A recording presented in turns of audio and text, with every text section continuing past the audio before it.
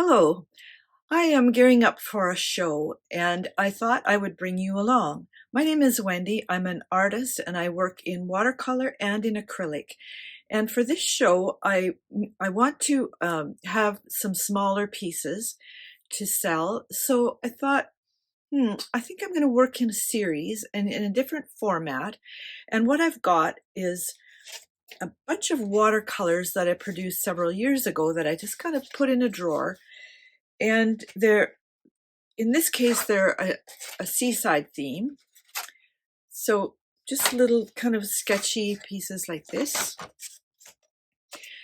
And I thought what I would do is transform them into acrylic paintings on board.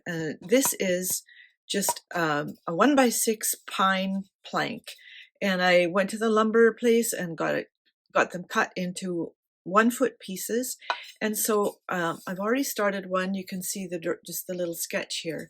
So I thought you might enjoy just coming along. I've got some other themes in mind that I'm going to be working on, but I want them to be kind of quick, and I won't be doing a lot of editing on these videos because I want to maximize my production time and my painting time, and sometimes stopping to talk just slows things down. Come along and enjoy the time with me. So I have my reference picture here, and obviously I'm not doing it the same because the format is not square, it's this long piece, and I've made my lighthouse a lot taller. And remembering composition and how it works best, I've put the horizon line up high here. Not as high as it is on this one, but it works. And I'm just going to put my reference up there, which is kind of out of sight because it doesn't matter really because I'm not trying to reproduce it exactly. It's there just for reference, and I can do it however I want. So I'm starting here with some blues just to kind of get a feel of how I want the sky to be. And I actually did the drawing with a watercolor pencil. So when water gets on it, it kind of disappears. And I don't really want that to happen, but I'm going to just paint kind of around what I've got here and put some white in to make it look like a sort of semi-cloudy day. And I could paint right over this bird, but I don't want to lose it. So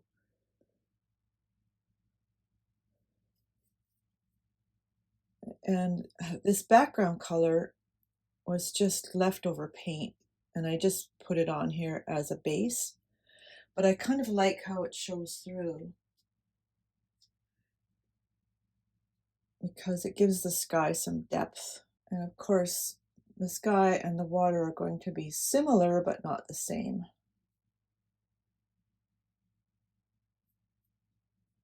And you can see how the paint goes a little bit more transparent as it dries, which is nice in this case because then you get this periwinkle blue showing through, and it's a color that I really like. This is also my favorite brush, one of two that I bought at a touristy place on Vancouver Island. Goats on the Roof, if you've ever heard of it. They have a great little store there. And it was a set of inexpensive brushes because I figure, well, you just never know when you might need a certain kind of brush. And so I just, bought this pack for, I don't know, $11 or $14 or something. And it came with 3 or 4 or 5, I forget. But one of my goals with this series, with these boards, is to be able to paint quickly and finish things quickly. So for the water, I'm going to go almost completely with this blue. I think I might change my mind on this. I've got another bird there, which I could, like I said, I could paint over, but I like it to be there, and I like its location, so I'm going to just kind of paint around it for now. So the sea usually appears a little bit lighter in the distance than it does close up, so I'm going to put a little bit more white in here. I also want to kind of cover up that line. but I'm not trying to be too fussy with things. So I want it obvious that that's where the sky starts. And I might end up making the sky a bit lighter.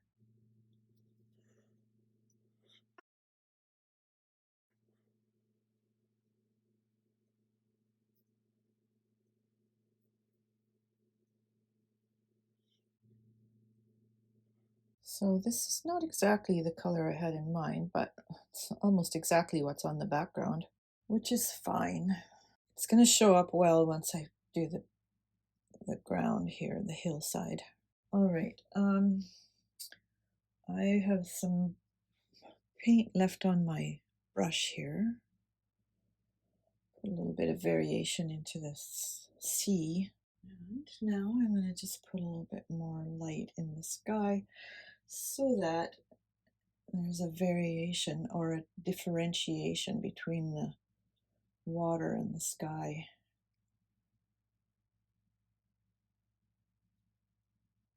And with these pieces, I don't intend to paint the sides of the board because it's a very pretty pine board, so I'm quite okay with it showing. Don't really want beads of paint along the side though.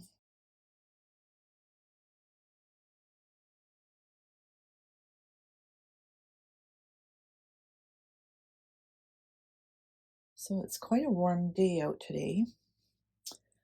It was cooler this morning, so we didn't actually turn the air con on until a while ago, but now here I am painting under these lights. There, I like the sort of semi-clouded look for that, but you know what? I think I might want to make this sea a little bit more turquoise. This is one of my favorite colors, this kind of blue-green.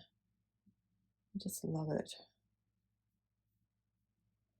So I kind of hesitate sometimes to tell, just to say what my plans are, because sometimes I change them and then I feel like I'm kind of on the hook because I talked about things too soon, too early.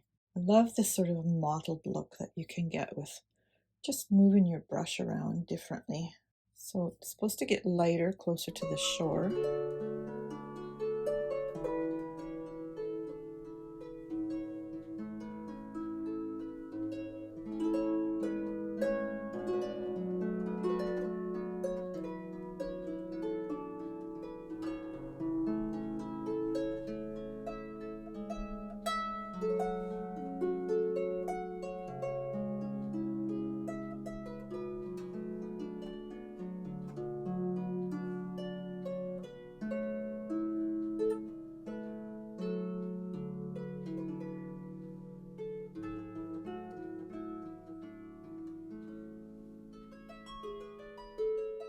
This is another one that was in that set.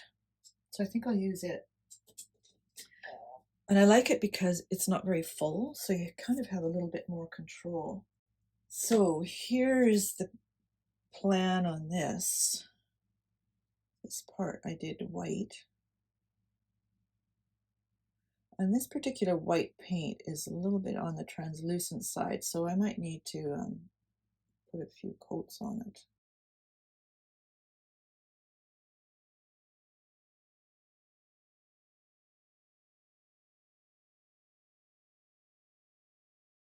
I had quite a time getting these diamond shapes right because I just kind of went geometry blank. It's like, how do you do that again? How do you guess? How do you measure? How do you can kind of see all my erased stuff there. And with a watercolor pencil, you just add water to it and it becomes paint, and then you can kind of just pick it up.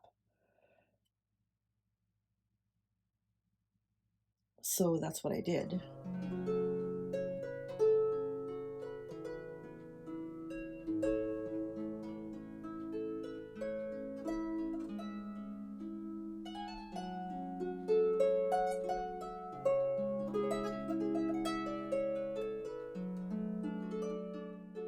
I also have a whole bunch of these boards, so I'm doing a series with the lighthouses, and I have a whole bunch more of the watercolors with other sort of coastal themes. And I may do those ones on the boards as well. And I also want to do some florals. I have some ideas for that. So if you want to kind of weigh in on what you like best, let me know if you'd like coastal themes or beach themes, because I've got some ideas for really pretty seashell ones, stuff like that.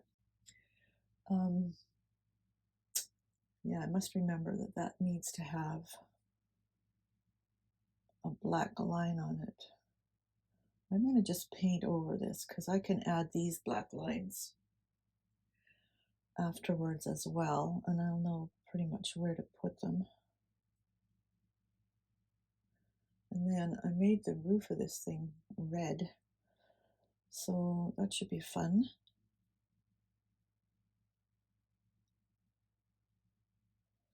All right, that needs to dry for a little bit, and then I'll put some more coats on there. And in the meantime, I will take this paint out of my brush. I like how the sea has turned out. I think that's really nice. And once the black goes on there, it's going to be absolutely gorgeous. You can see the knot in the wood right there. I kind of debated about what to do about that, and I decided so far to just leave it and paint right over it, because I'm hoping that it kind of adds to the whole charm of this is a piece of pine. When I went to the lumber store, I asked the guy in charge of that department, which was like, this is a small town, folks.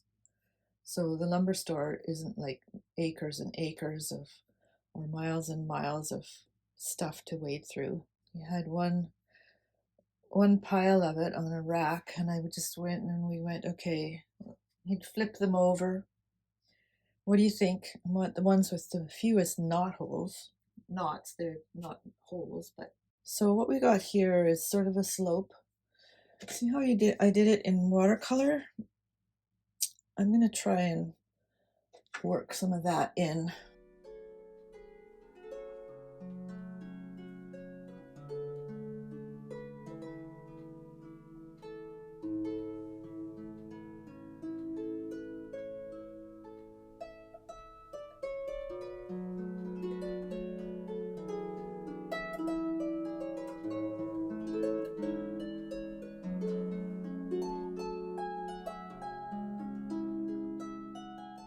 Now keep in mind with this, I can go over it and over it and over it. With acrylics, you can layer and layer and layer, and sometimes you have to. That's one thing that when I started using acrylics for basically the first time like about 3-4 years ago, I was like, wait a minute, I thought acrylics were supposed to be opaque, and these aren't. So what's going on with that? And then I discovered people talked about how great it is that you can layer them. I'm like, yeah, but I don't really want to layer them. I want to just paint and have it stay there. And, turned out you kind of have to layer it. Otherwise, it's just too transparent. Some are really transparent, like this green. Others are sort of translucent. What do we think about this? Let's just see about putting some more green down here. Kind of running it through. It's not too bad. It's a little bit busy maybe, but remember, you always have to stand back and have a look at it after it dries, because things can be completely different. Now I just went and kind of covered up all that sand color. Not really sure why, so I'm going to throw some more back in there because I like it. Let's do some in here again. I think that looks okay. Now let's see, is this stuff dry? It's pretty dry. Now I might put a little bit of that red oxide in here, but I want it to dry first because I don't really know.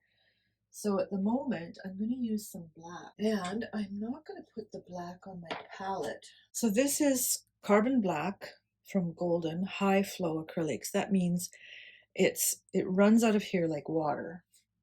So I'm going to use this little dish and just put a drop or two in there because it does cover well. So I've got just a drop in here. Let me see if I can show you quickly. Yeah, see? It's got a bubble in it, but that doesn't matter. There, so let's try this. This does take some precision because it is completely opaque. The thing is, I love the heavy body paints, but I think these golden liquid ones, high flow, actually are more opaque. But you know what? I need to turn this around so that I have a better angle to get this straight edge. And that's the great thing about small paintings. See what I mean about how opaque it is? And just in case you don't know what that word means, it means you can't see through it. And the reason I'm mentioning that, because I'm sure you probably already do, is that I was in a paint/craft store a couple of summers ago and was thinking of buying this particular paint. And I said to the staff person, "Is this paint opaque?" And she said, I don't really know. I'll have to ask, the manager or whatever. So the other person working there came over and she said, I don't know either because there's nothing on it that says it is or isn't. But I can't really help you there, Anyway, we talked about it for a little bit, and then the other woman, after the manager left, the one I started talking to first said, "What does opaque mean anyway?" She said, "I'm really sorry, but I come from," I think she had recently moved here from Holland, and she said, "I don't know this word." So I said, "Oh, it just means you can't see through it." So look at this. That looks pretty good, doesn't it? Let's turn it a little bit so you have a better view. So I was recently in England for a little vacation with my daughter, and we went to a bunch of museums. We both really like museums, so a lot of artwork, a lot of famous paintings. Some of them have become so famous, but it's kind of a thrill to see something in person that you've seen pictures of your entire life. Like The Swing by Fragonard, which I always thought was such a fun painting. I saw it in person and I thought, oh, this is really fun. Fun to be able to see it in person. So just working with this black makes me think, maybe, just maybe, I should consider getting these high flow acrylics instead of the heavy body ones. I don't know. And I just bought a piece of pegboard to hang up my tubes of paint that have the hole in them to hang. I'm kind of loath to give up the shelf space, but I'm just frustrated by not being able to find colors when I want them. And it's not that they're disorganized, it's just that there's so many and my system isn't working well enough. That looks pretty flashy. I think I'm going to leave putting on those lines at the end till after. Now I need to take a little break and let some of this really dry and then come back to it, and I will show you how it finished up. There, I have finished this little piece. I made a few changes, a little more detail in here, and deeper blue for the sea so that there's more contrast between the sea and the sky. I could have had it just go sort of how the sea kind of fades out and the sky fades in, but I wanted to have a little bit more sharp color. And I love the red cap on the lighthouse, and I hope you like it. I'm going to have it available in my shop. You'll find a link below, and please subscribe to my channel and click the little bell and leave a comment and click the like button too, because that all helps my channel. And I'll see you next time.